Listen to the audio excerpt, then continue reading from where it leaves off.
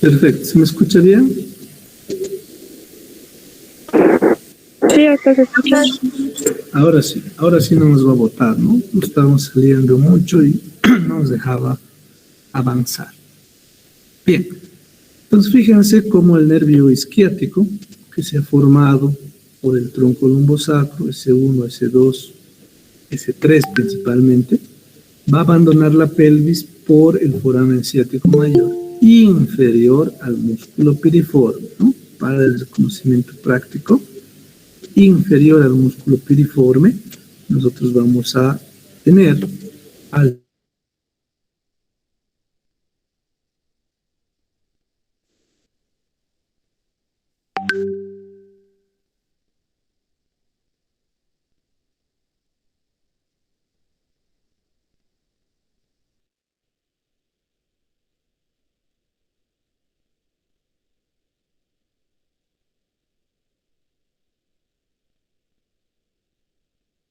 Doctor.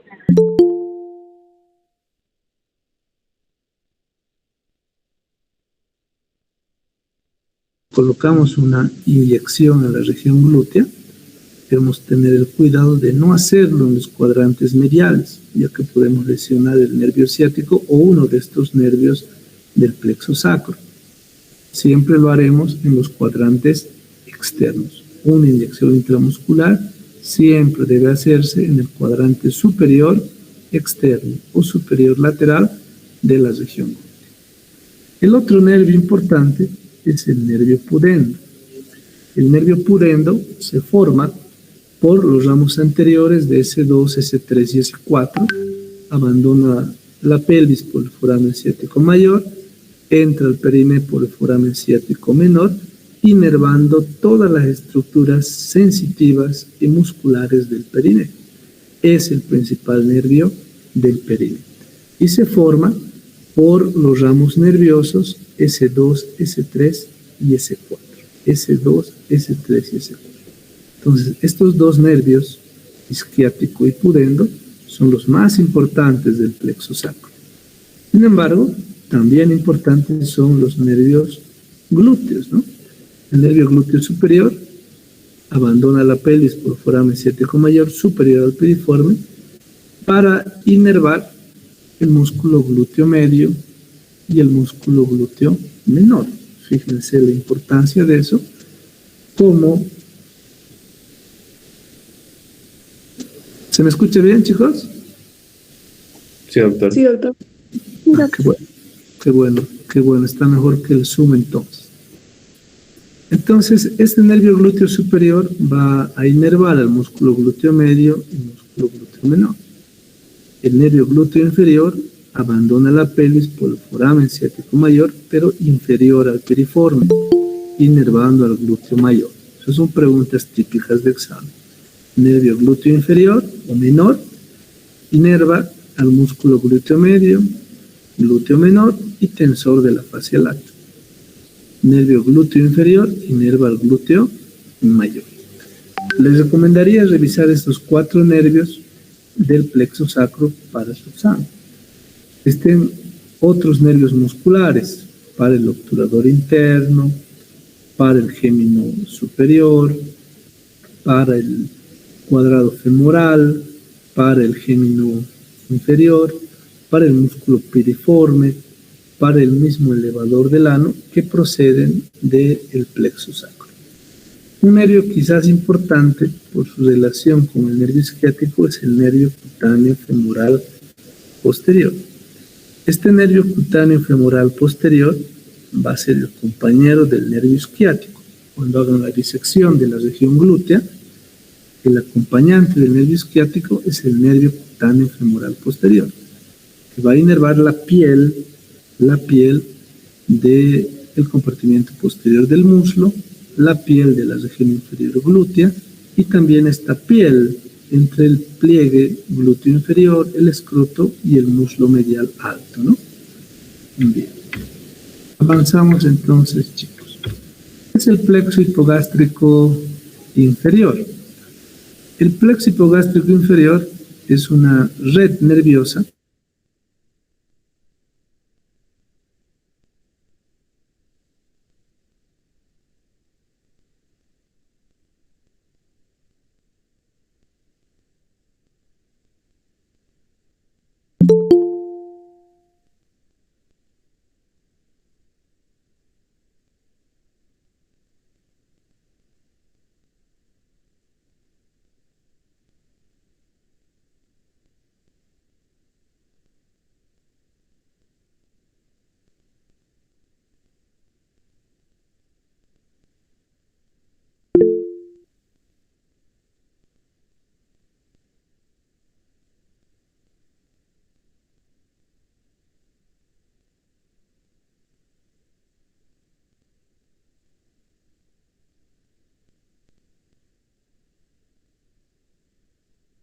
¿Está mejor mi internet, Nicolai? ¿Estás ahí? Arminda, Mimi, Eric. Ahora sí, doctor, ha vuelto. ¿Está mejor, no? Sí, se cortó la presentación hace rato. Vamos a dar premios a los que se queden hasta el final. Bien, Eric ha doctor. prometido una moto, ¿no, Eric? Va a sortear una moto, ¿no? Bien. ¿Está mejor el...? Sí, doctor. Perfecto. Sí, vamos a apagar la cámara, tienes razón. Bien, a los que se queden al final vamos a hacer unas preguntas y vamos a sortear 2 libros de disección, ¿ya? Les voy a obsequiar 2 libros de disección a los que se queden hasta el final, muchachos. Yo sé que tienen clases, yo igual tengo trabajo, pero trataremos de aprender un poquito, ¿no? Y aprovechar nuestra hora de almuerzo. Bien. Ya hemos quitado la cámara y creo que va a estar mejor, ¿no? Me avisan cualquier dato. ¿Se me escucha bien, Nicolai? Sí, doctor, se lo escucha bien. Ahora sí. Vamos con genitales internos pélvicos femeninos y masculinos. Entre los masculinos pélvicos están dentro de la pelvis menor o verdadera, tenemos al conducto deferente, a la vesícula seminal, tenemos al conducto eyaculador, tenemos a la próstata y a las glándulas vulvuretrales. Estos son los genitales internos pélvicos masculinos. Doctor, ¿Se me fue? no hay presentación, doctor. Hola. No está presentando, doctor. No hay las diapositivas, no está compartiendo la pantalla.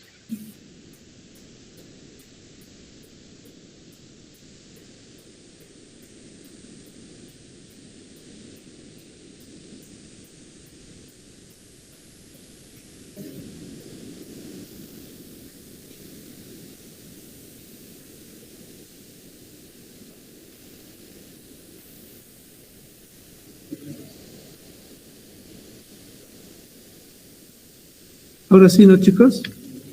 Sí, doctor. Sí, doctor. Lo que pasa es que estoy lejos, muchachos. Ya le he puesto mis megas, todo. Entonces la señal de la computadora, del internet es pésimo por acá donde estoy. Ese es el problema.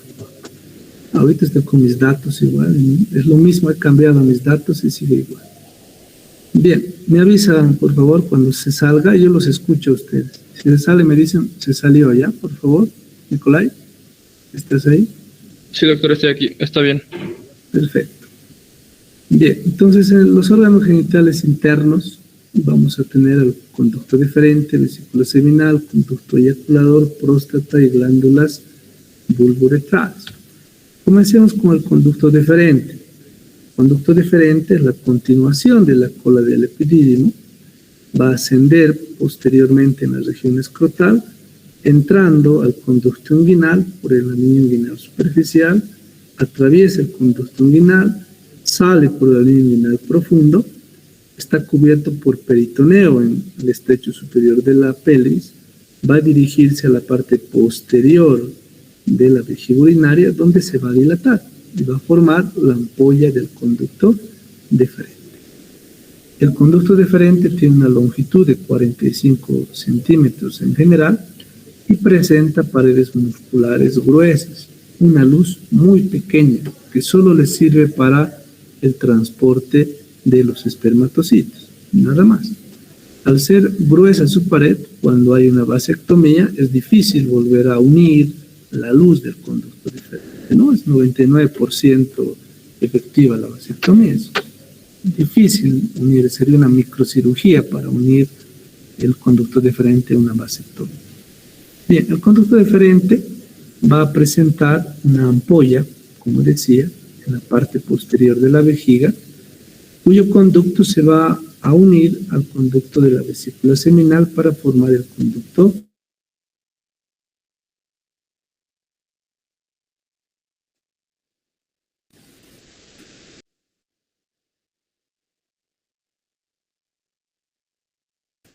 Doctor,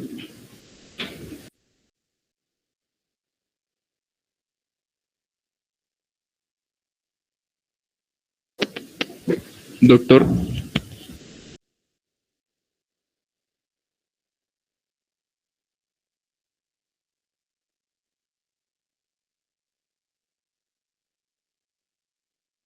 y en la parte inicial va a drenar hacia el plexo venoso pampiniforme.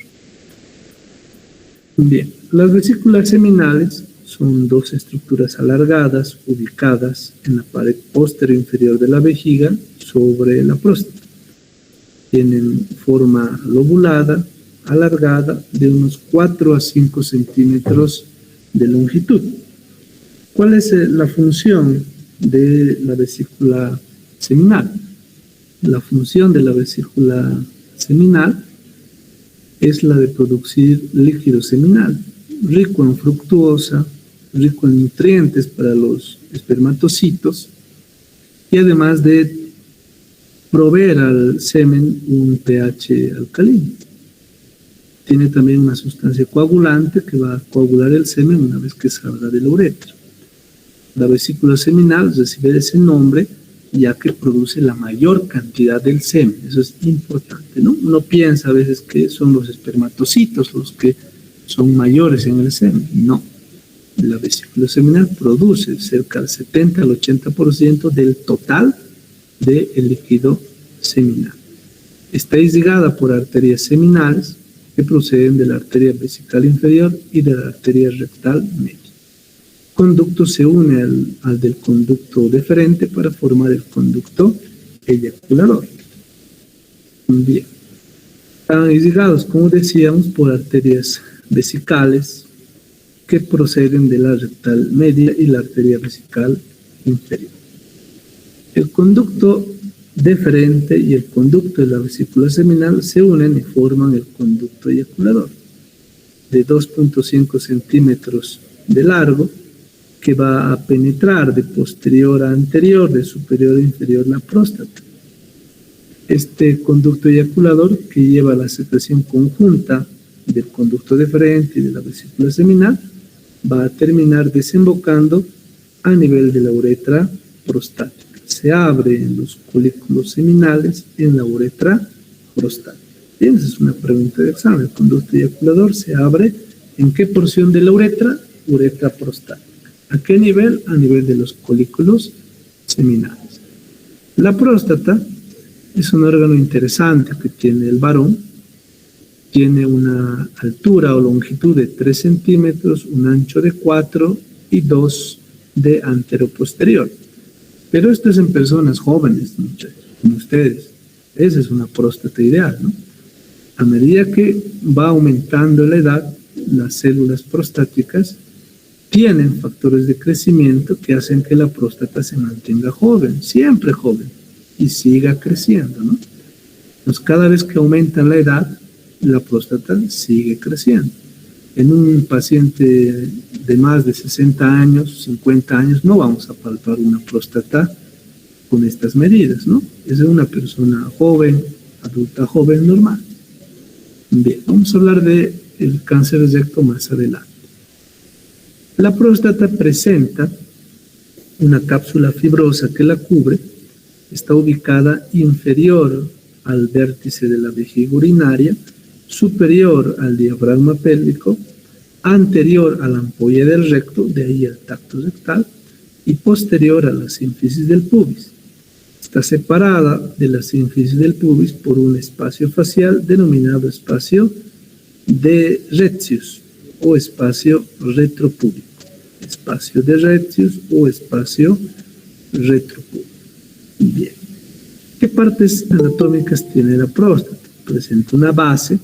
La base está relacionada superiormente con el cuello de la vejiga y un vértice que apunta hacia el diafragma pélvico, ¿no? Tiene base, vértice, cara anterior hacia la sínfisis púbica, cara posterior hacia la ampolla rectal y tiene dos caras inferiores y laterales.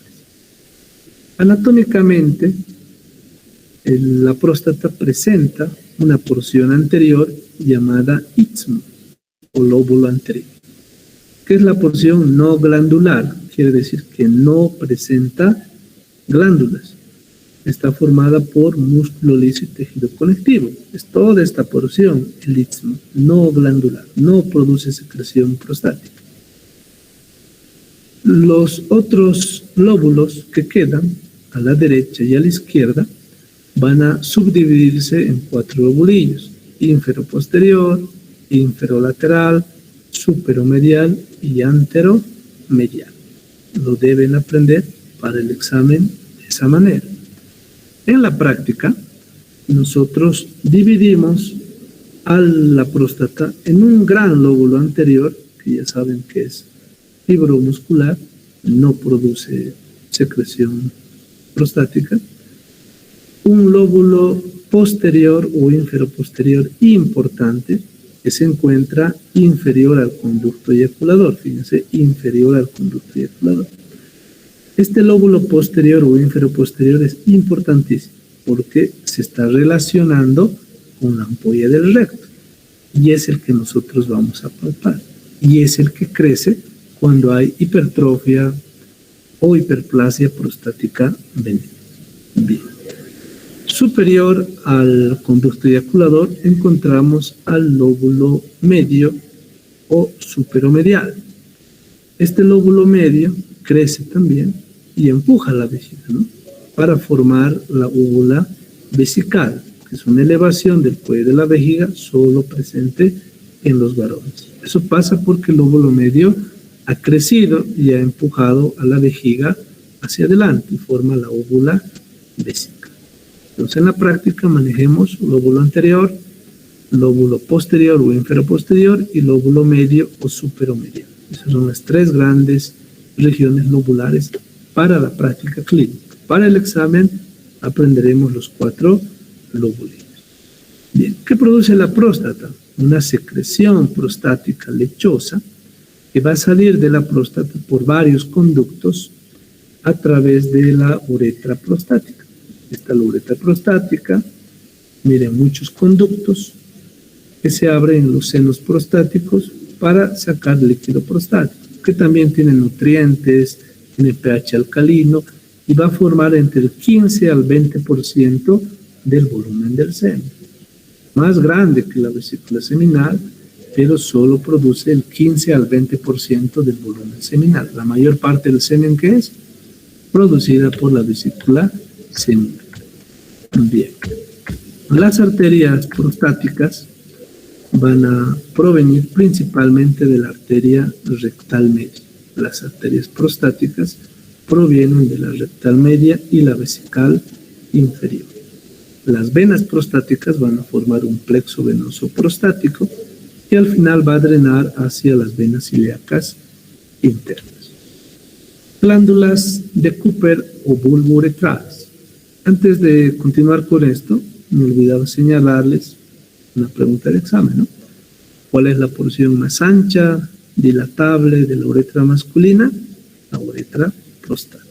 4 centímetros de longitud y es la porción más ancha y dilatable. Bien.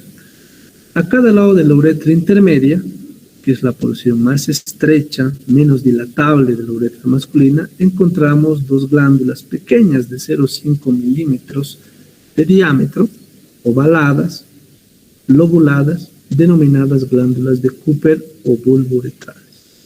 Estas envían una secreción por sus conductos cortos que se abren en la dilatación vulvar de la uretra esponjosa, una secreción transparente, acuosa, que va a preparar a la uretra esponjosa para la eyaculación. Recuerden que la orina es ácida, ¿no?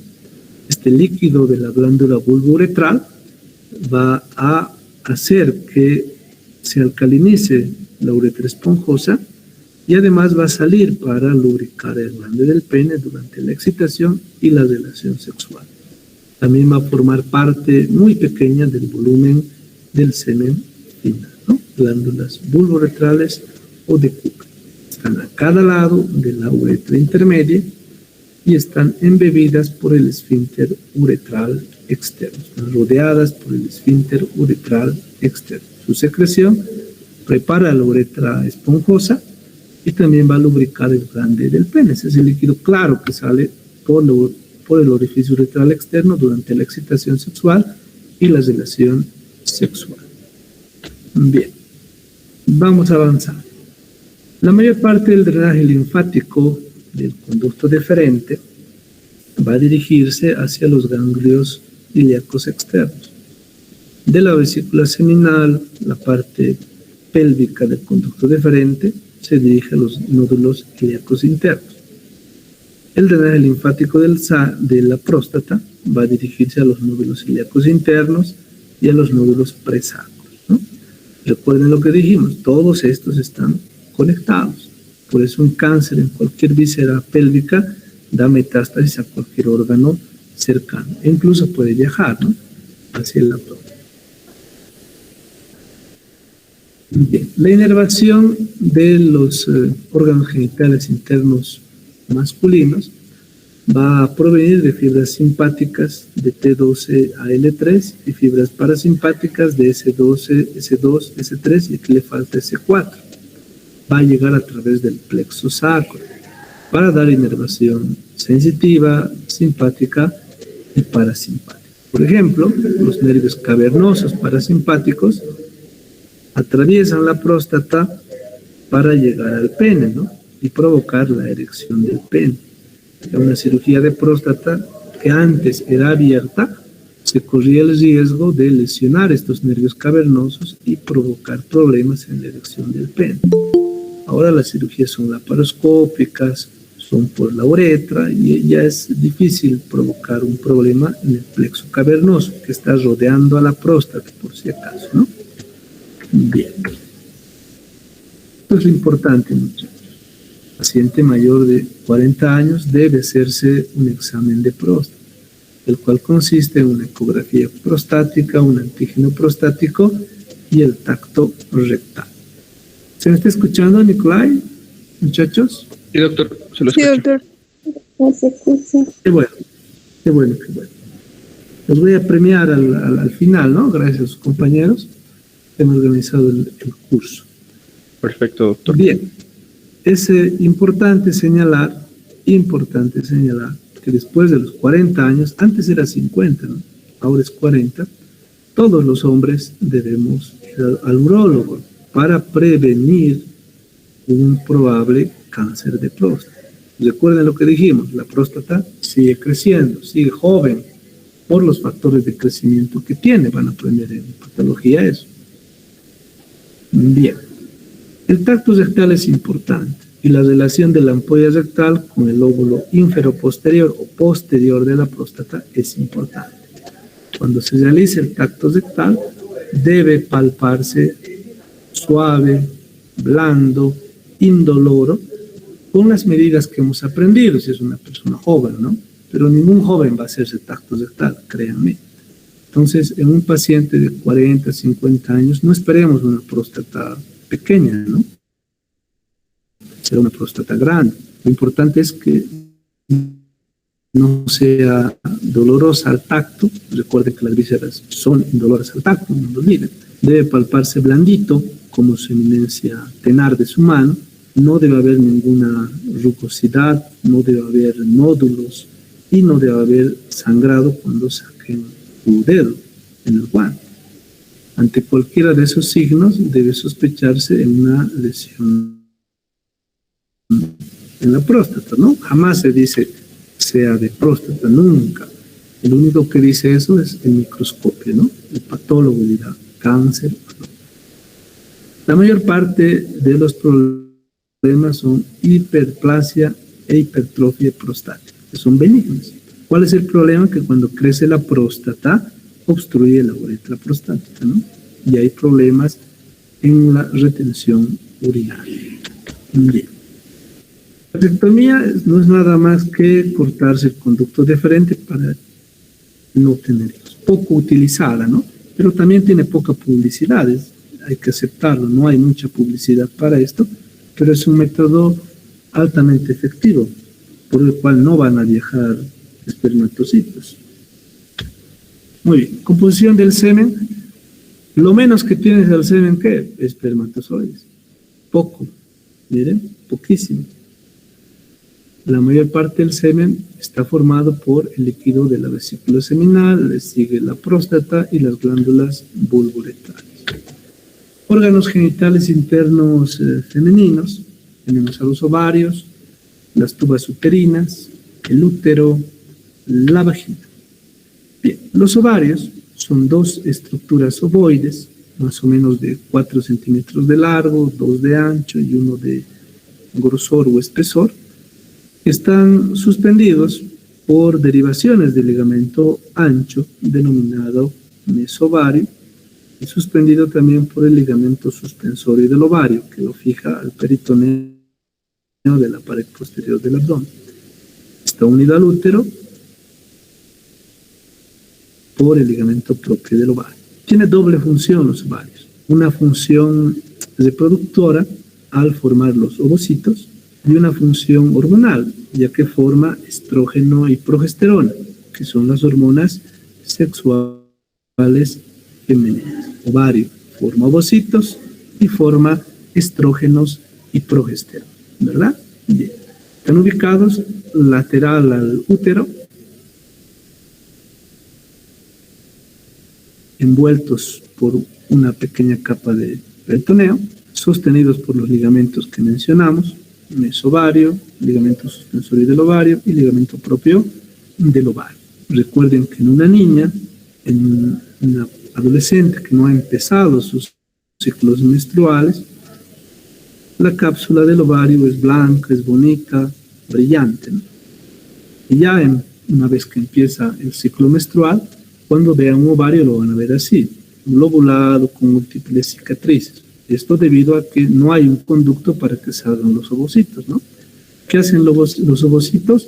Van madurando, forman el folículo de Graf y rompen la pared del ovario para salir brevemente a la cavidad peritoneal. Salen brevemente a la cavidad peritoneal, rompiendo el epitelio que forma la cápsula ovárica. Y eso va a formar cicatrices durante cada ciclo menstrual. Bien, los medios de fijación ya los dijimos, ¿no? Ligamento propio del ovario, mesovario y ligamento suspensorio del ovario. En este ligamento suspensorio del ovario es donde llega la arteria ovárica. Para irrigar el ovario e irrigar la parte externa del tubo uterino. Las venas ováricas y venas tubáricas forman un plexo venoso pampiniforme ovárico que asciende para formar una vena ovárica izquierda y una vena ovárica derecha. Recuerden que la vena ovárica derecha va a drenar en la vena cava inferior y la vena ovárica izquierda lo va a hacer en la vena renal izquierda. La linfa del ovario drena hacia arriba, hacia los nódulos paraórticos lumbares. Si se dan cuenta, toda la irrigación e inervación proviene de arriba. ¿Por qué? Porque los ovarios no se formaron en la pelvis. Los ovarios se formaron en la pared posterior del abdomen. Se formaron en la pared posterior del abdomen y en la última etapa embrionaria y fetal van descendiendo para ubicarse en la cavidad pélvica. Bien. Tubas uterinas, trompas uterinas o trompas de falopio se encuentran ubicadas a cada lado del cuerno uterino sostenidas por un mesosalpinx, que es una derivación del ligamento ancho. Tienen 10 centímetros de longitud y presentan 4 partes principales. Son el infundíbulo, que son la ampolla, que es el istmo, y la porción intramural. La parte abierta como trompeta, que tiene como unos deditos que se llaman fimbrias o franjas, se llama infundíbulo. Las fimbrias o franjas presentan movimientos absorbentes para absorber ¿a quién? Al ovocito. El ovocito se libera del ovario, está acá unos segundos. Y los movimientos fibrilares van a absorber ese ovocito llevándolo hacia el infundíbulo, luego a la ampolla, luego al istmo, luego a la porción intramural, y ese ovocito no fecundado llega a la cavidad uterina, ¿verdad? Fracasa la fecundación. Es lo que tiene que pasarles a todas ustedes durante estos 6 años. Debe fracasar la fecundación. ¿Dónde se produce la fecundación? Cuando un espermatozoide valiente llega a la cavidad vaginal, llega al útero, atraviesa la porción intramural, el istmo, y llega a la ampolla. Y ahí se encuentra con un ovocito, ¿verdad? En la ampolla se produce la fecundación. Es la mejor zona por su vascularización, por ser más ancha, donde se debe producir una fecundación buena. El istmo es una región estrecha. La porción intramural más estrecha todavía porque está dentro del cuerno uterino. Una fecundación en el istmo y la porción intramural van a provocar un embarazo ectópico, ya que al dividirse las células van a romper las paredes de la tuba uterina, formando un sangrado en la cavidad peritoneal y formando un embarazo ectópico, ¿no? Que va a requerir una intervención. Las arterias uterinas mediales son ramas de la arteria uterina. Las arterias tubáricas mediales provienen de la arteria uterina y las arterias laterales tubáricas provienen de la arteria ovárica. El drenaje venoso lateral va al plexo venoso pampiniforme ovárico y el drenaje venoso medial va a dirigirse hacia las venas uterinas. Bien. El útero es un órgano en forma de pera que se encuentra dentro de la cavidad pélvica, apoyada, echada en posición normal sobre la vejiga urinaria. Mide normalmente 7.5 centímetros de longitud por 5 de ancho por 3 a 4 de antero posterior. Esas medidas sí deben aprender, ¿no? Una mujer adulta, el útero mide 7.5 centímetros de longitud, 5 de ancho y 3 a 4 de antero posterior. ¿Cuál es la función del útero? Ser el lugar donde se va a alojar el ovocito del óvulo fecundado, ser el lugar donde se va a desarrollar el embrión y posterior feto, ¿verdad? Sirve también como parte del canal del parto y cada mes el útero va a servir como el lugar del ciclo menstrual femenino, ¿no? Va a prepararse la parte interna del útero para una nueva fecundación. Eso lo hace cada mes. El fracaso de la fecundación conducirá al sangrado menstrual. Bien, el útero debe ubicarse normalmente así, como lo ven, apoyado sobre la vejiga, se llama anteversión, doblado anteriormente sobre la vagina, se llama anteflexión. Un útero normal debe encontrarse en anteversión y anteflexión. Esa es su posición normal para una buena fecundación. Antes se consideraba una porción anómala que el útero esté hacia atrás, apoyado al recto. Se llamaba o se llama retroversión y retroflexión. Sin embargo, ahora eso ya no se toma. Ya no se toma. ¿Por qué? Porque se ha demostrado que en retroversión, retroflexión, los embarazos ocurren de la misma manera que en anteversión y anteflexión. Muy diferente anteversión y anteflexión. Eso es muy diferente, ¿no? Bien, entonces el útero normal debe estar en anteversión y en anteflexión. Relaciones anatómicas. Anteriormente se relaciona con la vejiga urinaria, posteriormente la hace con el recto, con el cual forma el fondo de saco como recto uterino, lateralmente con los uréteres y los ligamentos anchos, además de las tubas uterinas y los ovarios, e inferiormente lo hará con la vagina. Anatómicamente presenta tres partes: un cuerpo. Este cuerpo va a presentar hacia arriba un fondo y los cuernos uterinos. Presenta el istmo, que es esta porción estrecha, y luego está el cérvix o cuello uterino. El cérvix o cuello uterino presenta un orificio cervical externo, OC se llama, orificio cervical externo, y un orificio cervical interno. Entre estos estará el canal cervical. A este nivel está el istmo, luego tenemos al cuerpo, donde tenemos a la cavidad uterina, el fondo uterino y los cuernos uterinos. Los cuernos uterinos es el lugar por donde penetran las tubas o trompas uterinas. Bien. El cuello o cérvix presenta dos partes, una porción intravaginal y una porción supravaginal. Me explico. Hay una parte del cérvix que está dentro de la vagina. Esa parte se llama porción intra o infravaginal. Y la porción que está superior a la vagina se llama porción supravaginal del cérvix. Que repito, tiene un OC, orificio cervical externo, y un OSI, orificio cervical interno.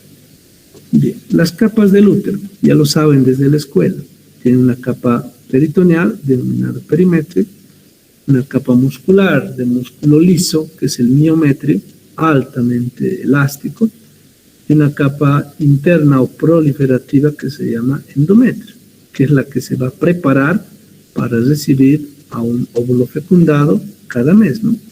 El fracaso de esa fecundación va a desprenderse como el flujo menstrual. El fracaso de la fecundación formará el flujo menstrual. Muy bien. Medios de fijación. El útero tiene medios de fijación dinámicos y medios de fijación pasivos. Los medios de fijación activos, dinámicos, que sostienen al útero en su lugar, es el músculo elevador del ano. Dijimos que el elevador del ano va a sostener a las vísceras pélvicas. Entonces, el soporte dinámico activo del útero es el músculo elevador del ano principal. Los otros soportes son ligamentarios. Entre estos tenemos lateralmente a los ligamentos anchos, que son repliegues de peritoneo, que se insertan en la pared lateral del útero. Parte de estos ligamentos anchos van a formar el mesosalpinx, que sostiene a la tuba uterina, y el mesovario, que sostiene al ovario. Otro medio de fijación del útero es el ligamento propio del ovario, el ligamento redondo del útero. El ligamento redondo del útero, vamos a ver acá, se extiende desde el cuerno uterino, atraviesa el conducto inguinal y termina en los labios mayores.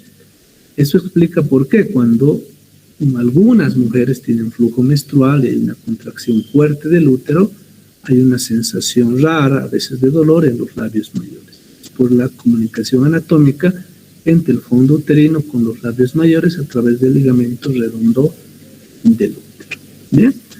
También tenemos ligamentos uterosacros que unen el útero hacia el sacro. Estos, en la práctica, se ven muy bien los ligamentos uterosacros.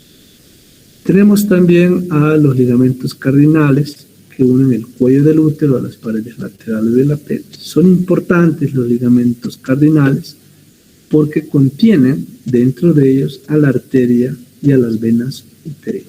Puede ser una pregunta de examen, ¿no? Las arterias venas uterinas están dentro o se relacionan con qué ligamento. Les van a poner propio del ovario, redondo del útero, útero sacro, ligamentos cardinales. Es la respuesta. o cervicales transversos. Bien. Una relación importante del útero es que con el peritoneo van a formar con el recto el fondo de saco de Douglas o fondo de saco recto uterino. ¿Por qué es importante? Porque como es la porción más declive en la cavidad pélvica, cualquier secreción, líquido, linfa, pus, sangre, se va a acumular en el fondo de saco, ¿no? Y se evalúa la cantidad de líquido en una ecografía, por ejemplo, cuando hay un embarazo ectópico o una enfermedad inflamatoria pélvica, por ejemplo. Bien, recuerden que la arteria uterina procede del tronco anterior de la ilíaca interna, llega al cuello del útero, da origen a una arteria vaginal y luego a la arteria uterina propia que asciende como una serpiente por la pared lateral del útero. Bien. Para terminar esta parte, vamos con la vagina. La vagina es un conducto muscular que tiene una pared anterior y una pared posterior, mide de 7 a 10 centímetros de longitud y sirve como canal para el parto, dirige el flujo menstrual y recibe al pene durante las relaciones sexuales. Insisto en que solamente tiene una pared anterior y una pared posterior. Tiene una pared anterior y una pared posterior. Y las funciones son las que hemos mencionado. Anteriormente, la vagina se relaciona con el cuello de la vejiga y con la uretra femenina. Posteriormente, la vagina se relaciona con la ampolla del recto a nivel pélvico. Fíjense la relación. Está separada del recto por una fascia pélvica, que es el tabique recto-vaginal. Hacia adelante está separada de la vejiga por el tabique vesico-vaginal. Para el examen práctico, ¿no? Si les pinchan con un alfiler es el tabique vesico-vaginal. Si les pinchan acá es el tabique recto-vaginal. La parte alta de la vagina envuelve al cuello del útero. Aquí estamos viendo el cuello del útero, su orificio cervical externo. Esta parte que envuelve al útero se llama fornix. La mujer tiene un fornix anterior pequeño, tiene dos fornix laterales también pequeños, un poco más profundos que el anterior, pero sobre todo tiene un gran fornix posterior. Fíjense cómo el fornix posterior abraza el cuello del útero hasta llegar a relacionarse con el fondo de saco de Douglas. Se relaciona con el fondo de saco de Douglas, el recto, el útero, el fornix posterior de la vagina. Bien. La vagina termina en el perineo, se abre en el orificio vaginal externo que está cerrado por una membrana que se llama himen, la cual tiene muchos orificios en una mujer que no ha tenido relaciones sexuales y ya forma carúnculas himenales en mujeres que han tenido relaciones sexuales. Bien. Hay muchas estructuras que sostienen a la vagina. Entre ellas tenemos a los ligamentos rectovesicales, el músculo compresor de la uretra, el esfínter uretrovaginal, el músculo puborectal. Como se dan cuenta, todos estos músculos rodean la vagina, también el músculo bulboesponjoso. La rodean para sostener. Cuando una mujer tiene muchos partos, estos músculos se estiran demasiado, pierden esa capacidad de sostén, ¿no? Y vienen problemas, porque pueden haber prolapsos uterinos, vesicales, etc. Bien, como dijimos, el útero está irrigado por la arteria uterina. La vagina estará irrigada en la porción pélvica por su propia arteria vaginal, que proviene del tronco anterior de la ilíaca interna. Bien. Algo importante, el drenaje linfático. La linfa del útero, la linfa de la parte medial de la trompa uterina, va a dirigirse a los nódulos ilíacos internos y a los nódulos presacos. La linfa del ovario y de la parte lateral de la trompa uterina se dirige hacia los nódulos paraórticos y lumbares. Esto debido a que el ovario se formó en la pared posterior del abdomen. La vagina pélvica dirige su linfa a los nódulos ilíacos externos y a los nódulos ilíacos externos. La vagina que está en el periné drena su linfa a los nódulos inguinales superficiales. Es igual que el escroto, ¿no?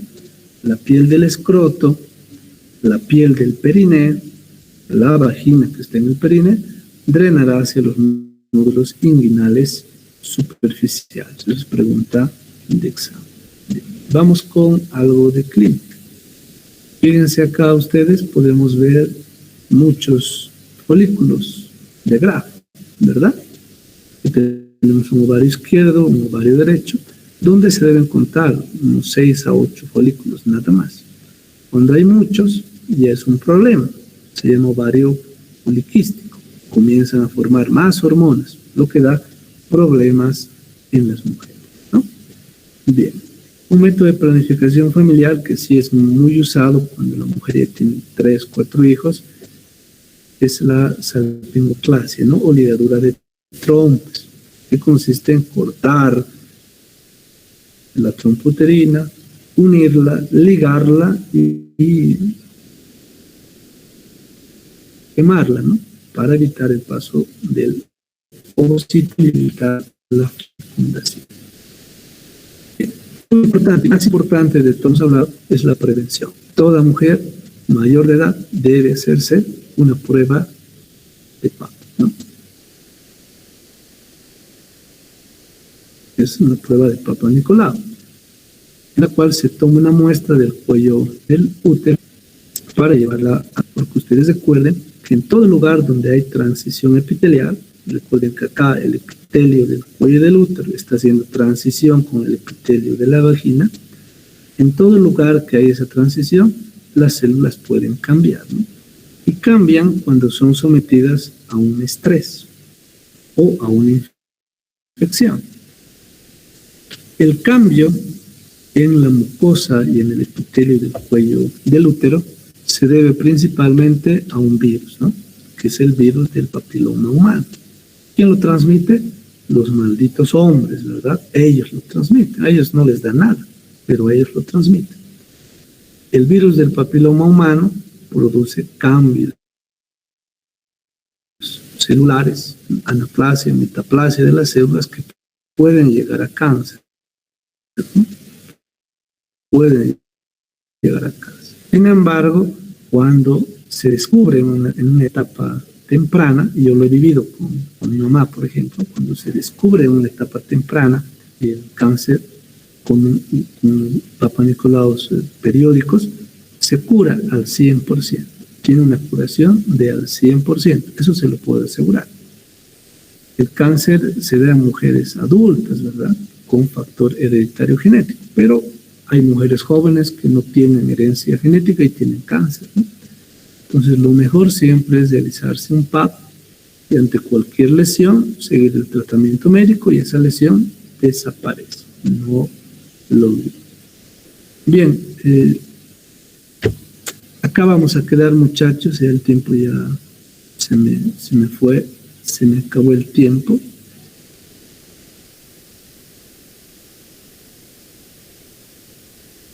¿Están ahí los organizadores? ¿Están por ahí? ¿Está Eric? ¿Alguno de ellos? ¿Se me escucha, doctor? ¿No hay nadie? Vamos a obsequiar dos libros de parte de los chicos que ahora... Ahí está Mimi, ¿no? Mimi Shakira. ¿Tú vas a organizar el curso, Mimi? Sí, junto con los chicos también se encuentra Eric, doctor. Muchísimas gracias, doctor. Hola, ¿tú organizaste el curso, no, Mimi? Sí, doctor. Se encuentra Eric. No sé si me escucha, creo que se entrecorta un poquito. Sí, te escucho, Mimi. ¿Sabes qué, Mimi? Vamos a hacer unas preguntitas para obsequiar dos libros de disección que son de mi autoría, los asistentes al curso. ¿Te parece? Está perfecto, doctor. Ya. Tú los vas a entregar, ¿ya? Te lo puedo entregar a ti. ¿Me escribes al WhatsApp para ponernos de acuerdo? Sí, doctor, no hay problema. Muchísimas gracias por los obsequios. Les va a servir mucho a los chicos. Muy bien. Entonces vamos a hacer 2 preguntitas. Simplemente, el que levante la mano primero se lleva un libro y luego la siguiente, ¿no? Bien. A ver, mencionen, para la primera pregunta, mencionen las 3 ramas del tronco posterior de la ilíaca interna. Jonathan, Arturo, no sé quién será. Jonathan, levanta primero. ¿Cuáles son, Jonathan? Puede equivocar. Tenemos las arterias sacras laterales, la arteria iliolumbar y también la glútea inferior. Arteria glútea inferior. Glútea. Inferior. Superior. Mal, Jonathan. Jonathan, mal. No hay libro, Jonathan. Fallaste. Es sacra lateral, iliolumbar y glútea superior, Jonathan. Nadie gana el libro. Otra pregunta. Baja la mano, Brenda. Otra pregunta. ¿Cuál es la longitud del útero, según su libro? Nicolai, Antesana. 7 centímetros, doctor. Muy bien, 7 centímetros, perfecto. Entonces, Eric o Mimi te van a buscar. Anótate su nombre, Mimi, por favor, de este muchacho. Nicolai Antesana. Nicolai Antesana Pereira. Eric, anótate ya. Se comunican con Eric, que es el encargado. Una preguntita más.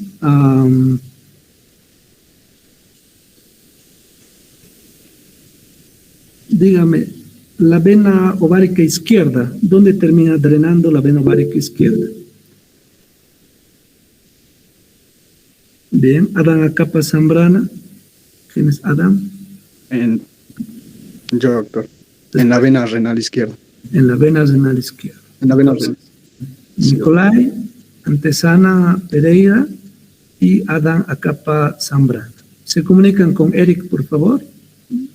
¿Puedes dar tu número, Eric?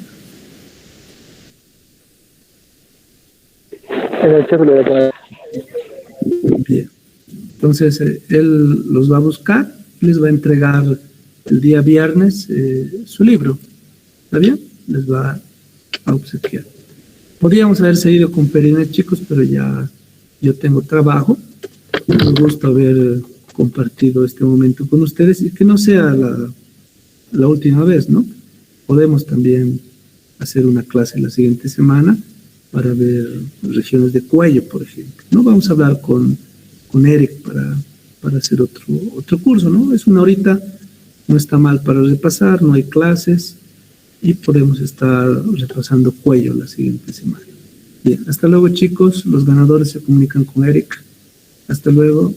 Cuídense. Hasta luego, doctor. Gracias, doctor. Gracias, doctor. Gracias por su asistencia, chicos. Nos vemos el día de mañana. Hasta luego. Gracias, doctor, por la clase. Hasta luego. De nada, Mariana. Hasta luego. Hasta luego, doctor. Muchas gracias. Chao, Eric.